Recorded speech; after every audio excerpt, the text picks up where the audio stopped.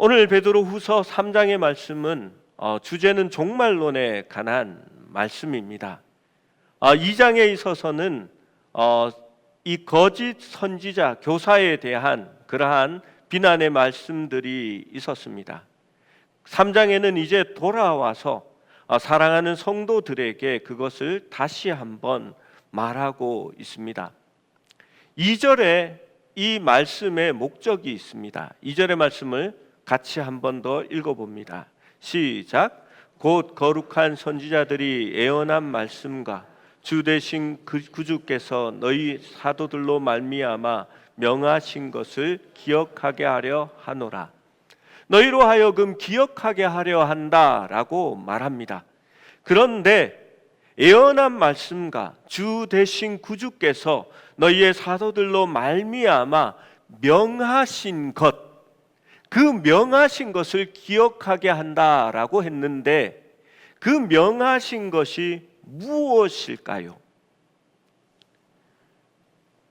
3절과 4절의 문맥으로 보면 재림의 예언들이 거기에 적혀 있기 때문에 많은 사람들이 재림의 예언을 기억하게 하는 것이 아닐까라고 주장합니다. 그러나 명하신 것이 재림을 가리킨다라고 하는 것은 좀 어색합니다. 왜냐하면 재림이 명하는 것은 아니거든요. 이 명한다라는 단어가 성경에 60번 정도 쓰여지게 되는데요. 이 명한다는 단어가 어떤 명사나 어떤 내용을 말하고 있지는 않기 때문입니다. 그리고 명한다라는 이 단어는 단수형의 이 단어로 쓰여집니다. 이 헬라어의 단어는 이렇게 동사가 이 단수나 복수일 때 그 형태가 변하기 때문에 단수를 말하는 건지 복수를 말하는 건지 알 수 있기 때문입니다.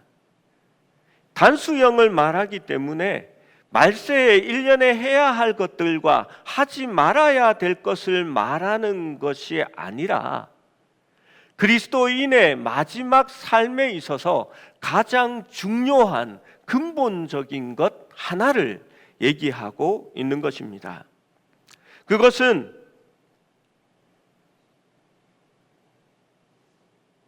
믿는 사람들이 그리스도의 형상에 따라 거룩해져야 한다는 기본적인 요구를 말하고 있다고 학자들은 이야기합니다. 왜냐하면 베드로전서에도 베드로전서 1장 15절에서 16절은 이렇게 말씀합니다. 오직 너희를 부르신 거룩한 이처럼 너희도 모든 행실에 거룩한 자가 되라. 기록되었으되 내가 거룩하니 너희도 거룩할지어다 하셨느니라 라고 말씀하기 때문입니다. 그리고 베드로후서 1장에도 신의 성품에 참여한 자가 되게 하려 함이라 라고 말씀하고 있습니다.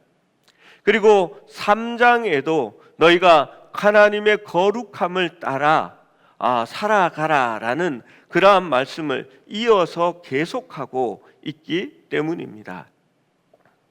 이 명령은 구약의 선지자에 의해서 전해졌으며 또 예수님 자신에 의하여 제시되었다라고도 말씀합니다.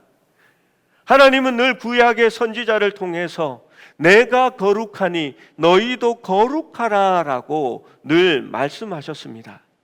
예수님도 마태복음 5장 48절에 그러므로 하늘에 계신 너희 아버지의 온전하심과 같이 너희도 온전하라라고 말씀하셨습니다. 사도들에 의하여 다시 성도들에게 명하여 이것을 기억하게 하시는 것입니다. 베드로의 염려는 그의 독자들이 거룩함의 삶을 소홀히하여 이 거짓 가르침에 속지 않도록 하는 것입니다. 우리는 열왕기상하, 호세아, 아모스를 통하여 왜 하나님의 백성이었던 이스라엘과 유다가 멸망했는지를 보았습니다. 왜 그들이 하나님의 심판을 받았을까요? 그들은 하나님과의 관계를 잃어버렸고 스스로 교만하여 만족했으며 번영과 불을 따라 살아가고 있었기 때문입니다. 하지만 그들은 하나님의 거룩함을 나타내어야 하는 거룩한 나라, 거룩한 백성, 거룩한 제사장 나라가 되어야 했습니다. 그러지 못할 때에 선지자들은 이스라엘에게 심판의 날을 말씀하셨고, 그들은 하나님의 언약에 따라 하나님이 주신 땅에서 쫓겨나고, 그 땅은 더 이상 그들에게 풍성함을 주는 땅이 아니라 엉겅퀴와 황무지가 되어버리는 그러한 땅으로 변하게 된 것입니다. 성경은 오늘 우리에게 마지막 주의 날에 대하여 왜 말씀하고 있을까요? 왜 말세에 대하여, 그 종말에 대한 말씀을 성경마다 그렇게 기록하고 있는 것일까요? 우리에게 어느 정도의 긴장감과 두려움을 갖게 하려고 했을까요? 아니면 주님이 언제 돌아오실지 우리가 좀 추측할 수 있도록 힌트를 주었다라고 생각하십니까? 요한일서 3장 2절에서 3절 말씀은 그것을 우리에게 알려줍니다. 함께 읽어봅니다. 시작. 사랑하는 자들아, 우리가 지금은 하나님의 자녀라. 장래에 어떻게 될지는 아직 나타나지 아니하였으나 그가 나타나시면 우리가 그와 같을 줄을 아는 것은 그의 참모습 그대로 볼 것이기 때문이니, 주를 향하여 이 소망을 가진 자마다 그의 깨끗하심과 같이 자기를 깨끗하게 하느니라. 이 말씀은 하나님의 마지막 주의 나타나심에 대한 소망을 가진 자마다 그의 깨끗하심과 같이 자기를 깨끗하게 하느니라 라고 말씀합니다. 즉 마지막 종말, 주님의 오시는 날을 소망하는 사람들은 자기를 깨끗하게 하는 사람이라고 말씀하고 있는 것입니다. 베드로의 말을 빌리자면 하나님의 성품에 참여하는 자가 되게 하려고 주님께서 그 종말에 대하여 말씀하신 것이고, 그것은 하나님의 거룩함을 우리로 하여금 닮아가게 하기 위해서 종말에 대하여 애고하고 있다라고 말씀합니다. 3절에서 4절은 거짓 교사들이 그리스도의 재림에 대한 말씀을 조롱하고 있습니다. 그들은 재림이 없다라는 회의적인 태도를 보이고 거룩함에 대하여 비아냥거립니다. 베드로는 이 조롱하는 자들은 자기의 정욕에 따라 행하는 자들이라 말합니다. 신약 성경은 이에 대하여 분명히 말씀합니다. 육체의 소욕을 따라 사는 이들은 하나님 나라에 들어가지 못할 것이요, 오직 성령의 소욕을 따라 살아가는 이들이 하나님의 나라를 상속할 것이다 라고 말씀합니다. 이 조롱하는 자들은 육신의 소욕, 자신의 정욕을 따라 살아가는 사람들입니다. 이들이 조롱하는 내용은 그리스도께서 역사의 마지막에 영광 가운데 오신다라는 그 사실을 믿는 것을 조롱하고 있습니다. 이들의 조롱은 말씀에 보면 조상들이 죽은 이후에도 여전히 모든 것이 처음 창조될 때와 같이 그냥 있었지 어떠한 심판의 징후도 없다라고 말하는 것입니다. 베드로는 이에 대하여 세상을 말씀으로 창조하실 때에 땅이 물에서부터 나와, 이 말이 무슨 말이냐 하면요, 하나님께서 말씀으로 땅을 창조하실 때에 물을 한 곳으로 모이라 하여 바다를 만드십니다. 그러면 땅이 드러나게 되지요. 그것을 땅이 물에서 나왔다라는 표현을 사용하고 있는 것입니다. 이들이 이것을 일부러 잊으려 한다라고 말합니다. 분명 노아의 시대에 홍수 때에도 세상은 물이 처음에 주님의 말씀으로 물이 땅에서 나온 것처럼 다시 물이 땅을 덮게 되어 하나님의 심판이 있었다라는 것을 베드로는 반문하고 있는 것입니다. 처음부터 그대로 있지 않았다라고 이야기하고 베드로는 다시 또 말합니다. 이제 하늘과 땅은 동일한 말씀으로 불의 심판을 받기 위하여 보호하신 바 되어 경건하지 아니한 사람들의 심판과 멸망의 날까지 보존하여 둔 것이다 라고 말합니다. 지금 이 하늘과 땅이 존재하고 보존되어 있는 것은 마지막 말세의 주의 날에 심판하기 위하여 보존되고 있다라고 말씀합니다. 베드로는 다시 8절에 충실한 그리스도인에게 두 가지 주장을 가르치고 있습니다. 첫 번째로 하나님의 시간을 우리 인간의 시간 계산으로 해석할 수 없다라는 것입니다. 그것을 이렇게 표현합니다. 주께는 하루가 1000년 같고 1000년이 하루 같다는 이 한 가지 사실을 잊지 말라라고 하십니다. 하나님은 영원하시며 영원 중에 거하심으로 우리처럼 시간을 경험하는 것이 아닙니다. 그분은 지금도 영원한 현재 가운데 거하십니다. 지금도 과거에도 계시고 지금도 미래에도 계시는 하나님이시기 때문입니다. 베드로가 말하고자 하는 것은 우리가 원하거나 바라는 것만큼 하나님의 심판이 빨리 오지 않을 때에도 인내를 가지고 기다릴 수 있어야 한다라는 것입니다. 그것이 하나님의 시간이기 때문입니다. 우리가 성경 말씀을 보면 창세기의 시간으로부터 또 역대기의 말씀, 선지자의 시대, 예수님이 오셨던 그 시간이 말씀을 통해서 보면 정말 1000년이 하루와 같은 말씀처럼 느껴집니다.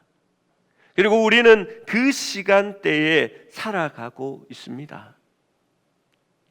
태초부터 언약하셨던 주님이 이 땅에 오신 것이 이루어진 것처럼 주님의 심판도 어느 순간에 우리에게 임하여질 것이다 라는 것을 확신시켜 주는 것입니다. 두 번째로 주님이 더디 오시는 것은 너희에 대하여 오래 참으사 다 회개하기에 이르기를 원하시기 때문이다 라고 말씀합니다. 즉 하나님의 관심이 없다는 표시가 아니라 인간에 대한 그의 깊은 관심 때문에 심판이 늦추어지고 있는 것입니다. 우리가 시간에 대하여 늘 조급한 마음을 가지고 있습니다.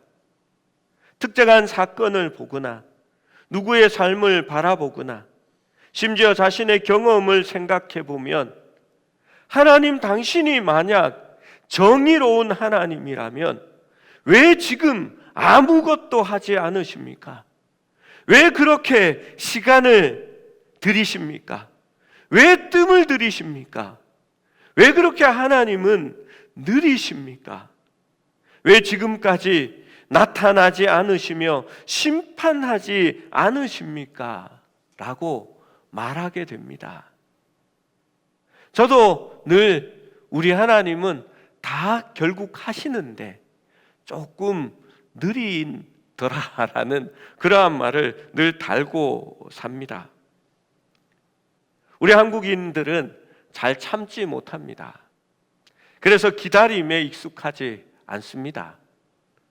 탄핵을 시작했으면 그날 확 이루어져야 되는데 일주일을 또 연기하니까 국민들이 아무것도 못하고 맨날 뉴스만 틀어놓고 무슨 일이 달라지지 않았나, 뭐 어떠나 그것만 바라봅니다. 여러분, 시간이 지나야 달라지고 무슨 결과가 나오지, 그것만 쳐다보고 있으면 일이 해결되는 게 아니지 않습니까?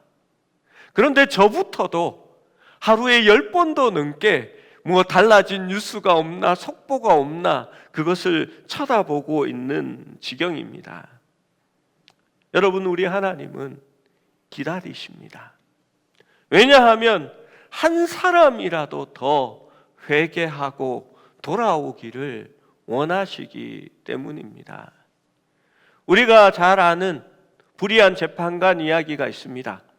불의한 재판관의 이야기, 그 비유는 종말론 비유 중에 제일 마지막의 비유입니다. 한 여인이 자기의 그 소원을 아뢰기 위해서 재판관을 찾아갑니다. 재판관에게 찾아가니까 재판관이 그 이야기를 들으려 하지 않습니다. 날마다 찾아가서 조르니까 그 재판관이 내가 의롭지는 않아도 이 귀찮아서라도 들어줘야 되겠다라고 이야기합니다. 그래서 많은 사람들이 그 비유를 이해하기를 하나님 앞에 계속 조르면, 하나님 귀찮도록 계속 기도하면 하나님이 들어주신다라는 잘못된 결론에 이릅니다. 여러분, 그 비유는 종말론의 비유입니다.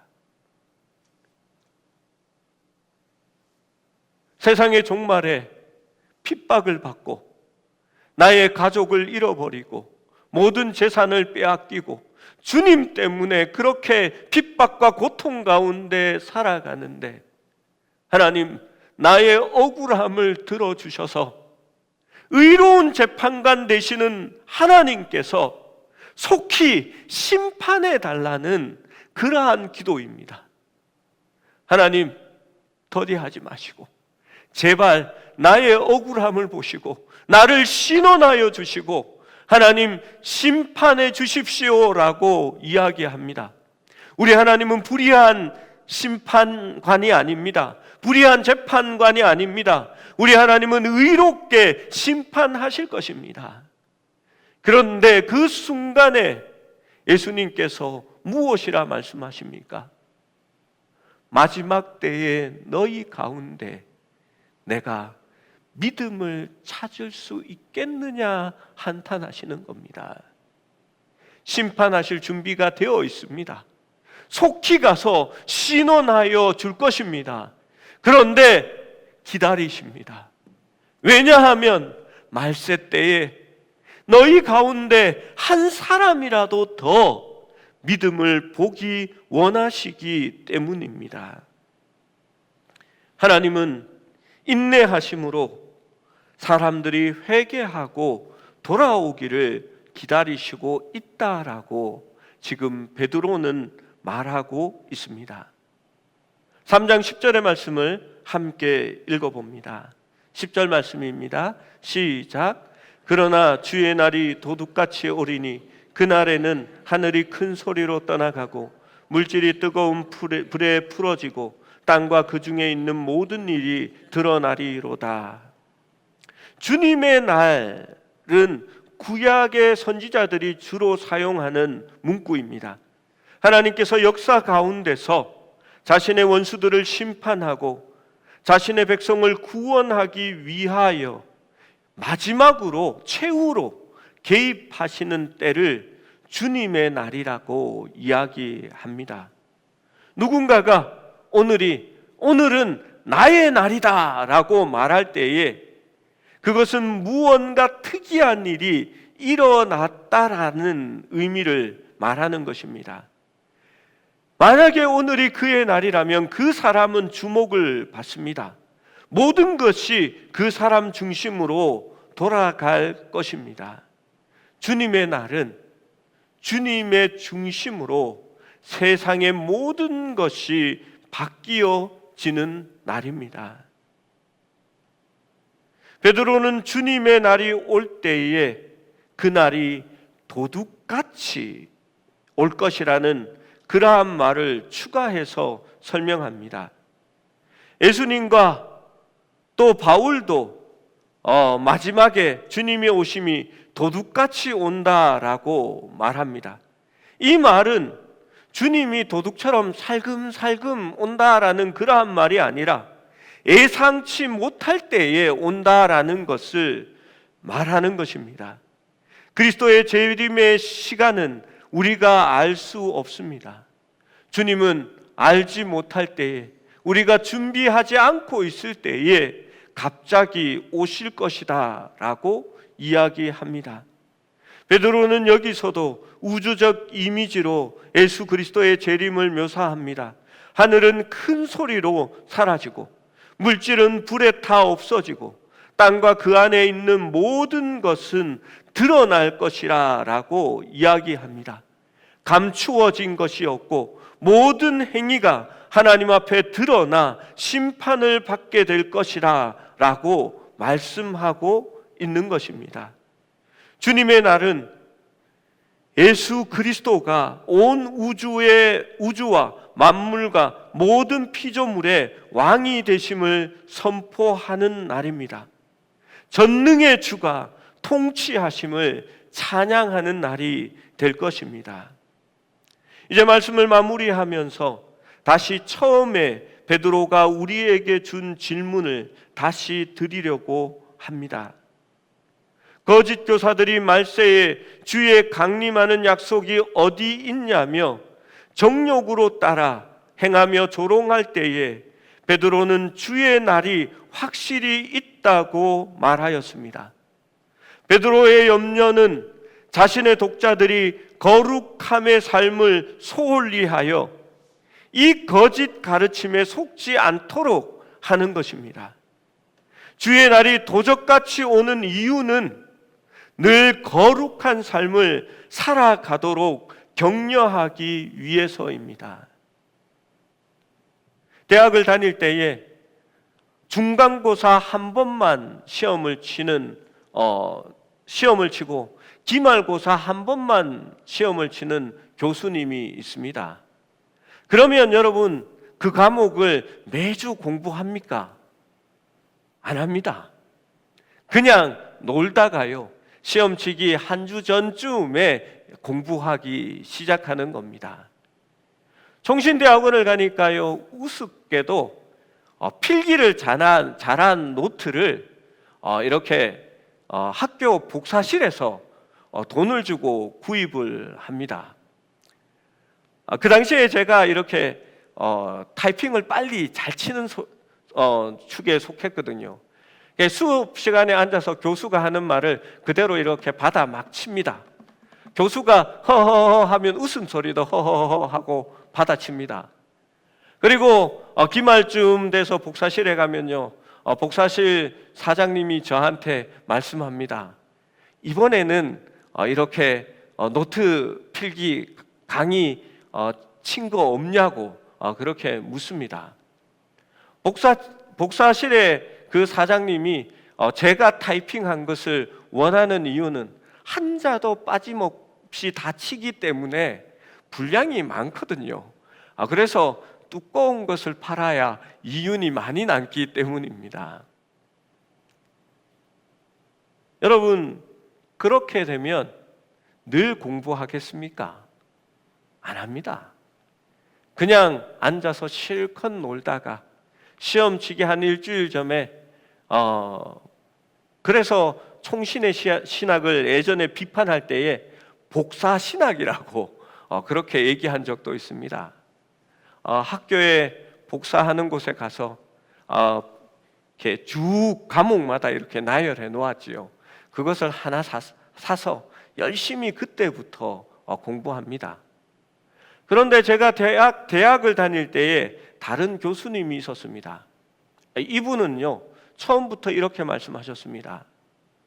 나는 중간고사, 기말고사를 치지 않습니다.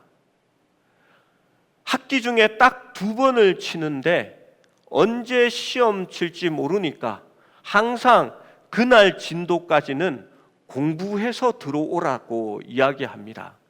그리고 그 교수님이 실제로 강의를 한 지 한 달 되는 때에 바로 중간고사를 쳤습니다. 모든 학생들이 방심하고 있다가 실제로 그 시험을 준비하고 있었던 학생들은 거의 없었습니다. 그리고 기말이 다 돼 가기 한 달쯤에 이 교수님이 다시 예고 없이 기말고사를 치렀습니다. 많은 학생들이 진짜 F로 그 과목을 날리게 되었습니다. 여러분, 예수님께서 왜 자신이 오시는 그날을 우리에게 알려주지 않았을까요?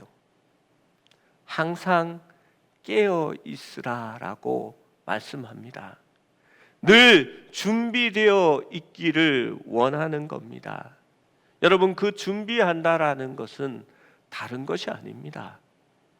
오늘도 주의 거룩하심을 따라 거룩한 삶을 살아가라라고 말하는 것입니다.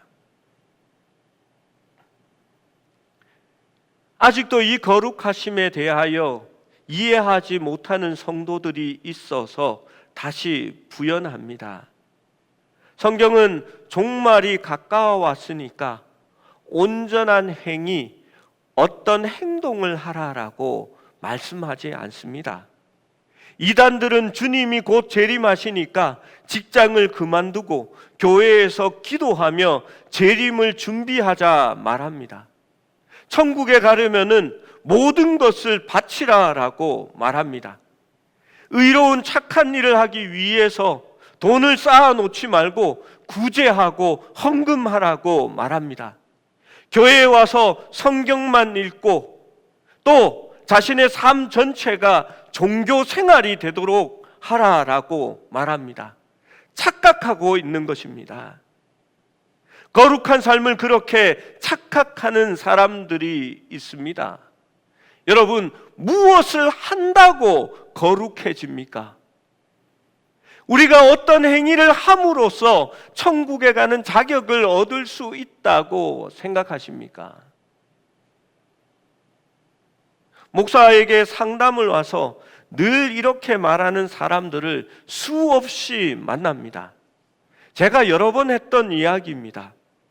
찾아와서는 자신이 집안에서 제일 처음 먼저 믿은 사람이고 자신이 대형교회에 가장 먼저 된 장로이고 나는 훌륭한 어느 목사와도 친하고 어떤 목사가 내 사촌이고 나는 노회 일을 많이 해봐서 목사님들도 잘 알고 그들의 비리도 다 잘 알 정도이다라고 말하고 언제 방언을 받았고 성령의 능력을 애적에 체험했으며 주일 예배는 빠진 적도 없고 헌금 생활도 충실히 하는 그러한 사람이다라고 이야기합니다. 또 하나님이 축복하셔서 내 아들은 의사고 검사고 또 판사라고 얘기하는 그러한 사람들을 만나게 됩니다. 그리고 나는 헌금 생활도 충실해서 어느 교회를 지을 때 내가 그 교회를 지었고 몇 억 헌금을 했으며 베트남에 있는 선교지에 있는 그 교회는 내가 세웠다라고 말하는 사람들을 만나게 됩니다. 여러분, 이들이 거룩한 사람입니까? 저는 반대로 생각합니다. 큐티 모임 때도 이러한 나눔을 하는 분들이 있습니다. 나눔 때마다 가서는 여기에서 나누었던 과거의 그러한 자랑 이야기, 우리 집안 이야기, 나에 관계된 그런 이야기, 과거에 은혜 받았던 이야기를 또 옮기면 가서 또 합니다. 그리고 또 와서는 그러한 얘기를 또 합니다. 여러분, 예수님은 그러한 이야기를 하는 장로들과 대제사장에게 이렇게 말씀하셨습니다. 내가 진실로 너희에게 이르노니 세리들과 창녀들이 너희보다 먼저 하나님 나라에 들어가리라. 건강한 자에게는 의사가 쓸데없고 병든 자들에게야 쓸데있느니라. 너희는 가서 내가 긍휼을 원하고 제사를 원하지 아니하노라 하신 뜻이 무엇인지를 배우라. 나는 의인을 부르러 온 것이 아니요 죄인을 부르러 왔노라. 여러분, 거룩의 개념은 선한 사람이 아니라 자신이 선하지 않다는 것을 아는 사람으로부터 시작되는 것입니다. 내가 많은 것을 했다는 사람이 아니라 내가 어려서부터 율법에 있는 이 모든 것을 다 지켜 행했다라고 하는 사람이 아니라 주님이 나를 위해서 무엇을 행하셨는지를 늘 기억하고 생각하는 사람이 의롭다 하심을 얻기 때문입니다. 자신의 의와 업적과 행위 안에 있는 자들은 말세에 아무리 많은 일을 행하여도 의로움을 받지 못할 것입니다. 하지만 내가 죄인이며 예수 그리스도께서 나를 위해 죽으셨기에 그 은혜로 산다고 늘 고백하는 자들은 주님의 의로움 안에 있으며 내가 사는 것이 아니라 성령의 소욕을 따라 살아갈 때에 하나님의 거룩함을 비로소 이루어 가는 것입니다. 여러분, 내가 사는 삶이 아니라는 것입니다. 세례 요한은 이렇게 말합니다. 그는 흥하여야 하겠고 나는 쇠하여야 하리라 라고 고백합니다. 그는 예수님께서 여자가 낳은 자 중에 가장 큰 자라라고 말씀했던 선지자입니다. 그러나 그는 주님 앞에서 자기를 쇠하게 할수록 주님이 자신을 통해 흥하여지고 드러난다라는 것을 알고 있었습니다. 여러분, 교회가 거룩하게 된다라는 것은 나의 의견, 나의 고집, 나와 친한 사람, 내 뜻을 내려놓아야 한다는 의미입니다. 모든 인간은 자신을 중심에 두고 살고 있습니다. 그리고 내 중심의 관점으로 모든 것을 바라봅니다. 그래서 거룩함은 멀어지고 우리에게서 사라지고 있는 것입니다. 여러분, 주의 날은 우리 주 예수 그리스도께서 왕이 되시며 그 중심에 서시는 그 날이 될 것입니다. 여러분, 종말은 우리로 하여금 무엇을 행하기 위해서 말씀하는 것이 아닙니다. 오늘 이 순간 주의 날이 임한 것처럼 주님을 우리의 중심에 모시고 그분이 우리를 주장하게 하시며 우리가 성령의 이끄심에 순종하여 살아갈 때에 그리스도의 형상을 이루고 주님의 거룩함을 닮아가는 그 삶을 요구하기 위해서 종말을 우리에게 말씀하고 있는 것입니다. 주님의 마지막이 몇 년, 몇 월, 며칠에 오기 때문에 우리가 그날 모든 것을 팔아서 구제하고 헌금하고 하나님 앞에 모여서 기도하고 있어야 구원을 받는다라는 말이 아니라는 말입니다. 주님의 종말을 준비한다는 것은 오늘 이 순간에 하나님의 거룩함을 닮아 우리도 거룩함을 나타내는 주의 백성이 되어라라는 의미인 것입니다. 너희는 택한 족속이요 왕 같은 제사장이며 거룩한 나라라고 성경은 우리에게 말씀하고 있습니다. 그것이 바로 종말을 살아가는 우리의 정체성이 되어야 하는 것입니다. 그리스도를 중심에 두고 그를 영화롭게 하며 나의 유익을 내려놓을 때에 우리는 주님을 닮아가고 거룩하여지며 주의 통치 안에 주의 날에 가까이 나아가는 것이 되는 것입니다. 그것이 바로 종말을 준비하는 삶이 될 것입니다. 사랑하는 여러분, 말세에 살아가는 여러분이 되십시오. 늘 주님의 오심을 소망하며 그의 온전하심을 이루어가는 저와 여러분이 되시기를 주님의 이름으로 축원합니다.